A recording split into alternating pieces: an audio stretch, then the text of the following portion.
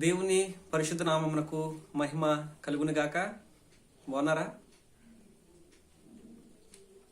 ఈ సమయంలో మనము అపోస్తుల కార్యాల గ్రంథాన్ని మనం ధ్యానిస్తూ ఉన్నాం. గత రోజుల్లో మనం మాట్లాడుకున్నాం అపోస్తుడైన పౌలు గారి చరిత్ర. పౌలు క్రీస్తులోకి రాక మునుపు పౌలు గారి చరిత్రను మనము మాట్లాడుకున్నాం. ఈరోజు ఆయన క్రీస్తులోకి వచ్చిన తర్వాత ఏ విధంగా ఆయన పరిచర్యను మొదలుపెట్టారు, ఏ విధంగా ఆయన క్రీస్తులోనూ మార్పు చెందారు అనే విషయాలను మనము ధ్యానిద్దాం. క్రీస్తు శకము మనం మాట్లాడుకున్నది క్రీస్తు పూర్వము పౌలు గారి చరిత్ర. ఇప్పుడు క్రీస్తు శకము పౌలు గారి చరిత్రను మనము మాట్లాడుకుంటున్నాం. ఆత్మ నడిపింపు కోసం ప్రార్థిద్దాం. మహాపరిశుద్ధుడ ప్రేమల తండ్రి, నీ పరిశుద్ధ పాదమునకు నీ ఘనమైన నామమునకు వేలాది స్తుతులు స్తోత్రం ప్రభా. నిన్న నేడు రేపు ఏకరీతిగా ఉన్న దేవుడవు ప్రభా. నాయన పౌలు గారి జీవితం నాయన మాకు ఆదర్శప్రాయం నాయన. ఇదిగో ప్రభా, ఈ వాక్యాన్ని ధ్యానించుచుండగా, ఈ వాక్యాన్ని చెప్పుచుండగా ప్రభా నన్ను మరుగుపరచు ప్రభా. నీ పరిశుద్ధాత్మతో నన్ను నింపు నాయన. నీ వాక్శక్తిని నాకు అనుగ్రహించిన ఆయన చక్కగా వివరించి నాయన క్షుణ్ణంగా చెప్పడానికి, విభజించి చెప్పడానికి, తద్వారా వినిచున్న అనేక మందికి దీవెనకరంగా, అనేక మందికి నాయన ఉపయోగకరంగా ప్రభు ఇన్ఫర్మేషన్ నాయన మీరు చెప్పిన ఈ వాక్యాన్ని మేము క్రియల్లో పెట్టి పౌలు గారి జీవితాన్ని మేము ఆదర్శప్రాయంగా తీసుకొని రాబోయే రోజుల్లో మీ కొరకు సాక్షులుగా అనేక మందిని మీ వైపుకు త్రిప్పేవారంగా మమ్మల్ని మార్చమని, ఈ వాక్యంలోని సారాన్ని మేము పీల్చుకొని వాక్యానుసారంగా జీవించే కృపాటి భాగ్యము ధన్యత మా అందరికి అనుగ్రహించమని యేసునామంలో ప్రార్థిస్తున్నాము తండ్రి, ఆమేన్.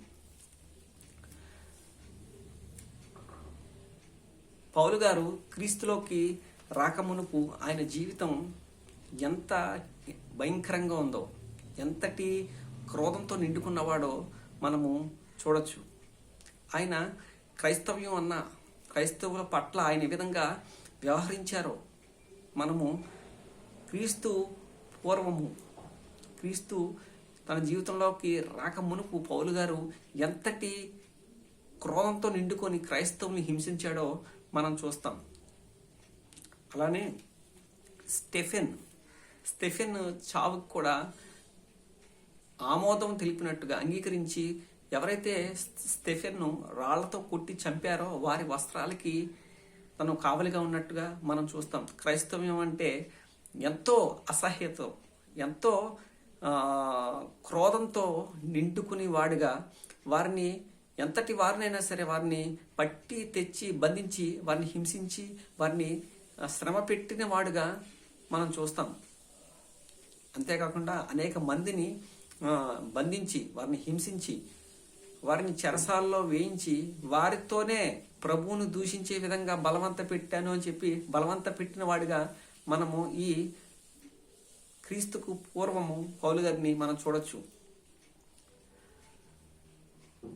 ఆయన అనేక మందిని హింసిస్తూ వెళ్తున్న సమయంలో అనేక మందిని బాధ పెడుతూ హింసిస్తూ తన చుట్టూ ఉన్న క్రైస్తవులకి పౌలు అంటే ఒక భయం. ఎందుకంటే హింసకుడుగా ఉన్నాడు, దోషకుడుగా ఉన్నాడు, హానికరుడుగా ఉన్నాడు, అవసరమైతే వారి ప్రాణాలని తీసేసేవాడిగా ఉన్నాడు. దీన్ని బట్టి వారు క్రైస్తవులు ఎక్కడ క్రైస్తవ్యము అభివృద్ధి చెందుతుందా, ఎక్కడ క్రైస్తవ్యము పెరుగుతున్నా, పౌలు గారి యొక్క ప్రధాన లక్షణము పెరుగుతున్న విస్తరిస్తున్న క్రైస్తవ్యాన్ని అణిచివేయాలి, క్రైస్తవ్యాన్ని లేకుండా చేయాలి అని చెప్పి కంకణం కట్టుకుని అక్కడికి వెళ్ళి సహా కూడా క్రైస్తవ్యం ఎక్కడెక్కడైతే క్రైస్తవ్యం విస్తరిస్తుందో, అభివృద్ధి పొందుతుందో అక్కడికి వెళ్ళటం, వాళ్ళని అణిచివేయటం, వాళ్ళని హింసించటం, వాళ్ళని కొట్టడం, వాళ్ళని ఈడ్చుకొని వచ్చి చెరసాల్లో వేయటం పౌలు గారి యొక్క ప్రధానమైన ఉద్దేశం. ఎక్కడ క్రైస్తవ్యం అంటేనే మండిపడే మనస్తత్వం, క్రైస్తవులు అంటేనే చులకన భావం, క్రైస్తవులు అంటేనే పౌలు గారికి గిట్టట్లేదు. మనం దానికి గల కారణాలు మనము మొన్నటి వీడియోలో మనం మాట్లాడుకున్నాం. మరి పౌలు గారు ఇప్పుడు అక్కడి నుంచి యెరూషలేములో ఆయన ఉంటున్న సమయంలో ఆయనకు ఒక సంగతి వినిపించింది. ఏంటి అంటే దమస్కులో కూడా క్రీస్తు శిష్యులు క్రైస్తవ్యం విస్తరిస్తుందని చెప్పి దమస్కులోని వారి గురించి కూడా పౌలు గారికి తెలుస్తుంది. ఏంటి, దమస్కులో క్రైస్తవ్యం విస్తరిస్తుందా, దమస్కులో క్రైస్తవ్యం ప్రబలుతుందా అని చెప్పి పౌలు గారు తెలుసుకున్న వెంటనే ప్రధాన యాజకుని దగ్గరికి, యోధా అధికారుల దగ్గరికి వెళ్ళి అధికార పత్రాలను తీసుకొని వెంటనే హడావుడిగా సైన్యాన్ని సిద్ధపరచుకొని సైన్యాన్ని వెంటబెట్టి ఏదో ఒక దేశం మీదకి యుద్ధానికి వెళ్తున్నట్టుగా అక్కడ ఉన్న సైన్యాధిపతుల్ని, సైనికుల్ని, రథాలని, గుర్రాలని తీసుకొని క్రైస్తవుల మీదకి ఒక ఉన్మాదిలా బయలుదేరుతా ఉన్నాడు. ఎక్కడి నుంచి అంటే యెరూషలేములో అధికార పత్రాన్ని ప్రధాన యాజకుని దగ్గరను, యోధా పెద్దల దగ్గర అధికార పత్రాన్ని తీసుకొని ఇప్పుడు దమస్కు వెళ్ళిపోయి దమస్కులో ఉన్న సంఘస్థులను, దమస్కులో ఉన్న క్రైస్తవుల్ని హింస పెట్టడానికి, వారిని చంపేయడానికి, వారిని అక్కడ బంధించి వారిని తీసుకువచ్చి యెరూషలేములో ఉన్న చెరసాల్లో పడేయడానికి పౌలు గారి యొక్క ముఖ్య ఉద్దేశం. ఆ ఉద్దేశంతో అధికార పత్రాన్ని తీసుకుని వెళ్ళటం అనేది మనము అపోస్తుల కార్యాలు 9వ అధ్యాయంలో మనము చూస్తాం. ఒకసారి రండి, అపోస్తుల కార్యాలు 9వ అధ్యాయం. సౌలు ఇంకను ప్రభు యొక్క శిష్యులను బెదిరించుటయును హత్య చేయుటయును తనకు ప్రాణాధారమైనట్టు ప్రధాన యాజకుని వద్దకు వెళ్ళి, పౌలు నువ్వు ఎందుకు బతుకున్నావు అని చెప్పి పౌలు గారిని మనం అడిగామనుకోండి, సౌలు గారిని మనం అడిగామనుకోండి, క్రైస్తవుల యొక్క ప్రాణాలు తీసేయడానికే. ఏంటి, క్రైస్తవు యొక్క ప్రాణాలు తీసేయడానిక? వారు ఏం చేశారయ్యా అంటే, వాళ్ళు యూదా మతస్థులు క్రీస్తులోకి మారిపోతున్నారు. వారు మారట్లేదు నాన్న, మనసు మార్చుకుంటున్నారు పౌలని. పౌలు అప్పటికి ఇంకా గ్రహించట్లేదు. మనసు మార్చుకోవడం, క్రైస్తవ్యంలోకి వారు వచ్చారు అంటే వారి పాపిష్టి జీవితాన్ని, వారి పాపరోత జీవితాన్ని విడిచిపెట్టి క్రైస్తవ్యంలోకి వచ్చారు. ఇది విషయం ఆ రోజున సౌలు తెలుసుకోలేకపోయాడు. కారణం ఏంటంటే మతం అని ఆ రోజున్న యోధా పెద్దలు మతము అనే పిచ్చిని పౌలు గారిలో నూరి పోశారు. తద్వారా పౌలు గారిని వారి మీదకి అలా విడిచిపెట్టేశారు. వాళ్ళు మతం అనే ఉన్మాదాన్ని నూరిపోసి పౌలు గారిని కూర్చోబెట్టి ఈ మాటలన్నీ చెప్పి వారిలో పౌలు గారిలో ఈ మాటలన్నీ నింపి అలా క్రైస్తవం మీదకి విడిచిపెట్టేశారు. పౌలు గారు ఇప్పుడు ఎలా బయలుదేరుతున్నాడు అంటే, చూస్తే సైనికుల్ని వెంటబెట్టుకొని గుర్రాలు, పెద్ద హడావుడితో ఏదో దేశం మీదకి యుద్ధానికి వెళ్తున్నట్టుగా దమస్కునకు వెళ్ళిపోతున్నాడండి పౌలు. దమస్కు కూడా వెళ్ళిపోతున్నాడండి. అంటే దమస్కు యెరూషలేముకి ఎన్ని వందల కిలోమీటర్లు అంటే సుమారు 150 మైళ్ళ దూరం, అంటే ఇంచుమించు 250 కిలోమీటర్లు. ఎక్కడి నుంచి? యెరూషలేము నుంచి. అంటే ఇంత దూరాన్ని ప్రయాణం చేసి అక్కడున్న వారిని హింస పెట్టాలి, అక్కడున్న వారిని బంధించాలి, అక్కడున్న వారి ప్రాణాలు తీసేయాలి, అక్కడి నుంచి వాళ్ళందరినీ తీసుకొచ్చి చెరసాల్లో బంధించాలి అని చెప్పి ఎంత కరుడు కట్టిన ఒక ఉన్మాదిగా మనకి కనిపిస్తాడు. అదే విషయాన్ని పౌలు గారే చెప్తారు. నేను ఇలా అంటున్నానని కాదు, కానీ అదే విషయాన్ని అపోస్తుల కార్యాలు 22వ అధ్యాయము 1వ వచనంలో మనం చూసినట్లయితే ఇదే మాటలు అక్కడ కనిపిస్తాయి మనకి. అపోస్తుల కార్యాలు 22వ వచనం మనం చూసినట్లయితే, నేను కిల్కియాలోని తార్సులో పుట్టిన యూదుడను. అయితే ఈ పట్టణంలో, ఏ పట్టణం అది? యెరూషలేము పట్టణంలో గమానియేలు పాదముల యొద్ద పెరిగి మన పితరుల ధర్మశాస్త్ర సంబంధమగు నిష్టయందు శిక్షితుడనై మీ అందరూ నేడు ఉన్న ప్రకారము దేవుని గురించి ఆసక్తుడనై ఉండి ఈ మార్గంలో ఉన్న స్త్రీ పురుషులను బంధించి చెరసాల్లో వేచు మరణము వరకు హింసించి తిని. ఇందును గూర్చి ప్రధాన యాజకుడును పెద్దలందరూ నాకు సాక్షులై ఉన్నారు.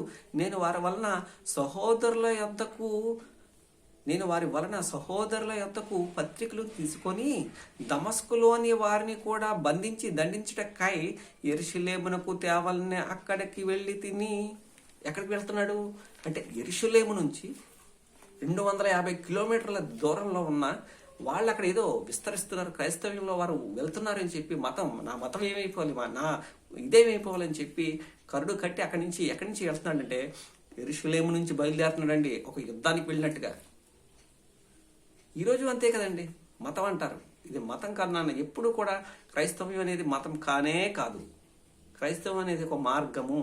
ఏంటి ఆ మార్గం అంటే, నేను కూడా మనసు మార్చుకొని ఈ భూమి మీద మనం జీవించే కాలం బహుశా అది 60 కావచ్చు, 70 కావచ్చు, 80 కావచ్చు, అధిక బలం ఉంటే 70, 80.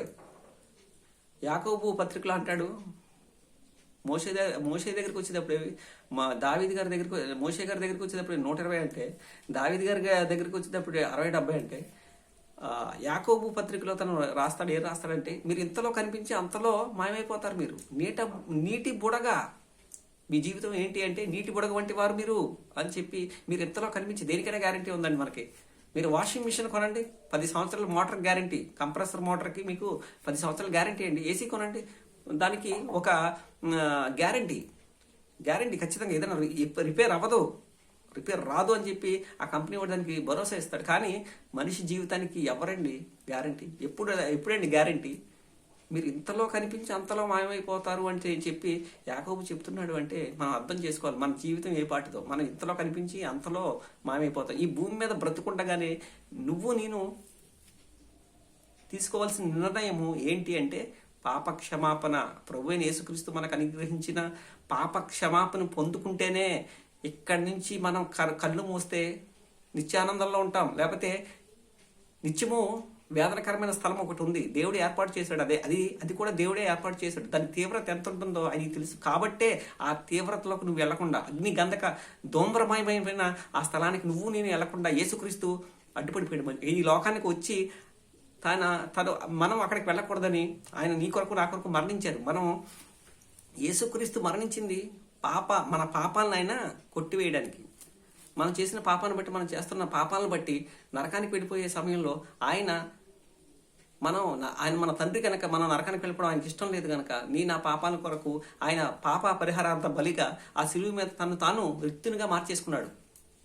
తద్వారా నీకు నాకు రక్షణ, ఆయన అనుగ్రహించిన రక్షణ, ఆయన చేసిన రక్షణ కార్యం నా జీవితంలో అది వ్యాపింప చేశాడు. అది జీవితం. మనం ఈ భూమి మీద ఉండగానే ఆ నిర్ణయం తీసుకోవాలి. ఏది ఆయన క్రీస్తుగా ఒప్పుకొని ఆయన మార్గంలో నడిస్తే మనకి ఇక్కడ పాప క్షమాపణ దొరికిందే మన పరలోకానికి ఉంటాం. లేదంటే నిత్య నరకము, అక్కడ అగ్ని ఆరదు, పురుగు చావదు.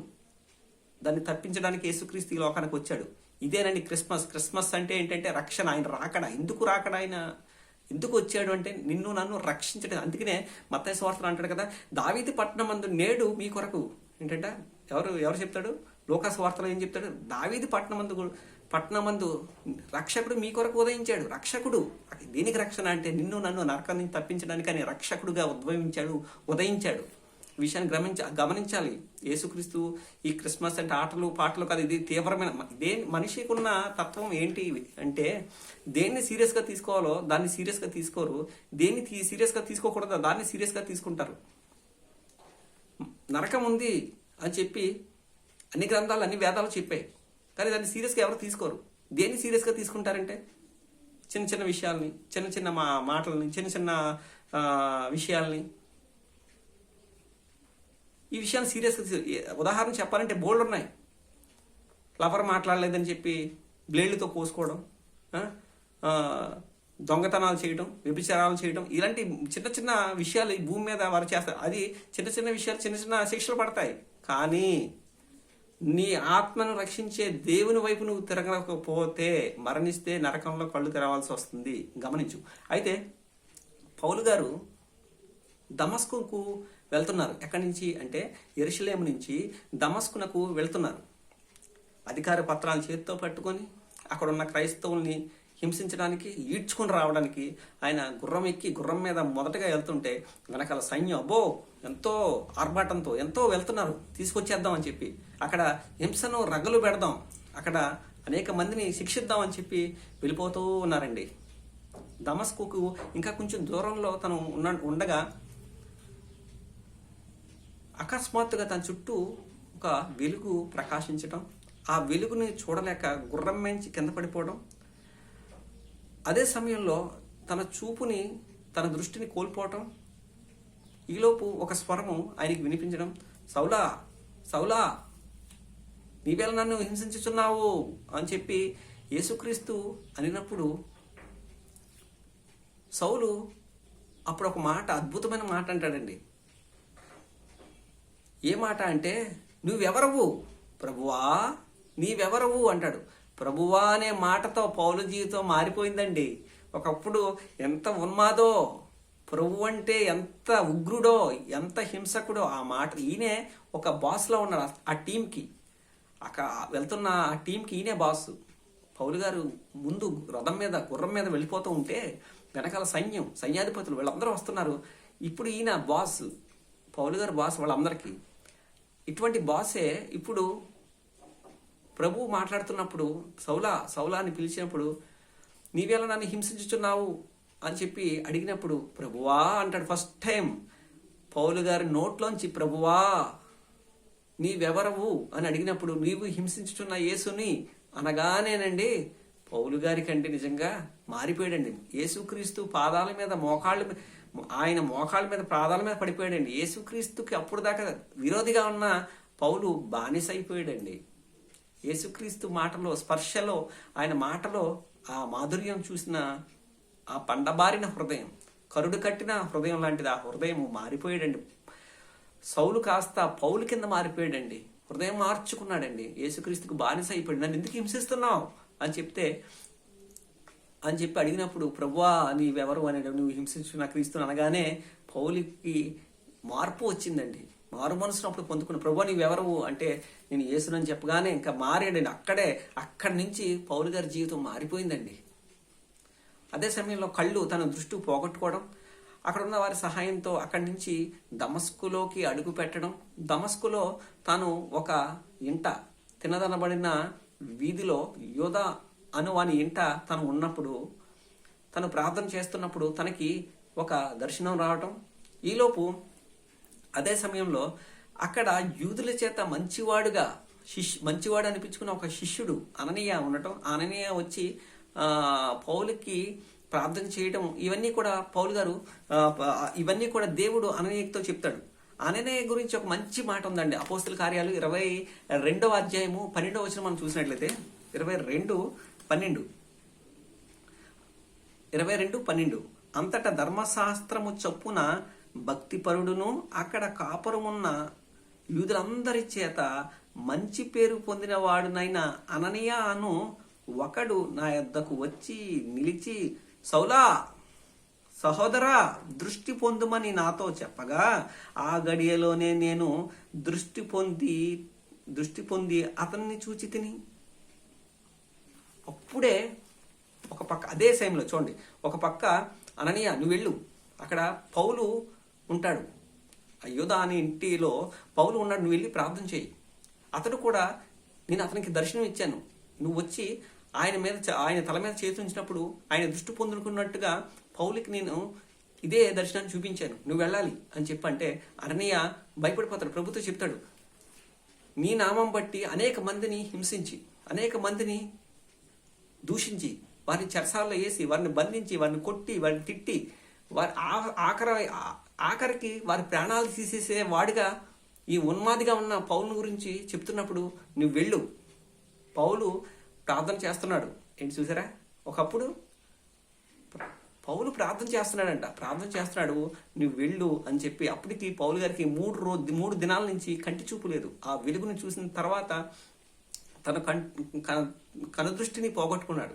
మనం అదే 9వ అధ్యాయం, అపోస్తల కార్యం 9వ అధ్యాయం మనం చూసినట్లయితే అది మనం 5వ వచనం మనం చూసినట్లయితే అదే వాక్యం ఉంది. ప్రభువా నీవెవడవని అడుగగా ఆయన నీవు హింసించుచున్న యేసును లేచి పట్టణంలోనికి వెళ్ళుము, అక్కడ నీవు ఏమి చేయవలనో అది నీకు తెలుపబడినని చెప్పెను. అతనితో ప్రయాణం చేసిన మనుషులు ఆ స్వరము వినిరి గాని ఎవరిని చూడక మౌనులై నిలవబడిరి. వాళ్ళు మౌనులు అయిపోయారు. వారు నోట్లోంచి మాట రావట్లేదు, స్వరాన్ని విన్నారు వారు కానీ ఎవరిని చూడలేదు. వాళ్ళు పౌలు ఆ వెలుగును చూశాడు, కింద పడిపోయాడు. ఆ తర్వాత సౌలు నేల మీద నుంచి లేచి కన్నులు తెరిచినను ఏమీ చూడలేకపోయిన కనుక వారతని చెయ్యి పట్టుకుని దమస్కులోనికి నడిపించిరి. అతడు 3 దినములు చూపులేక అన్నపానములు ఏమీయూ పుచ్చుకొన లేకుండెను. దమస్కులో అననీయ అను ఒక మనుషుడుండెను.